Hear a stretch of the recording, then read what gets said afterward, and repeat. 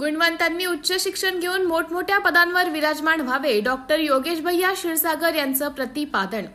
आपल्या जीवनाला खऱ्या अर्थाने आकार देण्यासाठी शिक्षण हीच मोठी ताकद आहे।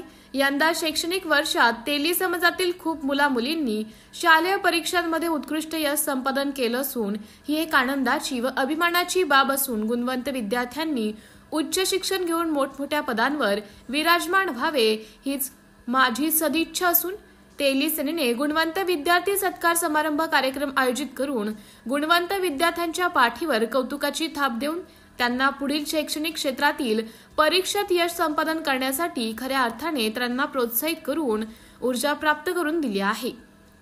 छत्रपती संभाजीनगर येथील कुलस्वामिनी मंगल कार्यालयामध्ये आयोजित करण्यात आलेल्या गुणवंत विद्यार्थी सत्कार समारंभ कार्यक्रमामध्ये सतत सामाजिक कार्यांमध्ये योगदान देणाऱ्या अनेक समाज बांधवांना समाजभूषण पुरस्कार देऊन सन्मानित करण्यात आले। सदरील कार्यक्रमामध्ये बीड येथील रहिवासी व तेली सेनेचे बीड शहराध्यक्ष गोरख प्रकाश पवार यांनाही तेली सेनेचे संस्थापक अध्यक्ष गणेश पवार व युवा नेते तथा उद्योजक साई शेलार यांच्या शुभ हस्ते समाजभूषण पुरस्कार देऊन सन्मानित करण्यात आले। पुरस्कार प्राप्तीनंतर गोरख पवार यांनी राष्ट्रवादी काँग्रेस पार्टीचे युवा नेते डॉक्टर योगेश भैया क्षीरसागर यांची सदिच्छा भेट घेतली। यावेळी ते बोलत होते। पुढे बोलताना ते म्हणाले की तेली सेनेने सामाजिक न्यायाची भूमिका वेळोवेळी घेतली आहे। अल्पकाळामध्ये तेली सेनेने समाज बांधवांचा विश्वास संपादन केला असून हे कौतुकास्पद असून तेली सेनेच्या वतीने आयोजित करण्यात येणाऱ्या सामाजिक कार्याला मी नेहमीच सहकार्य व मार्गदर्शन करण्याची भूमिका घेत राहील व समाजाचे जे काही प्रश्न असतील ते मी शासन दरबारी पाठपुरावा करून सोडवण्याचा प्रयत्न करेल।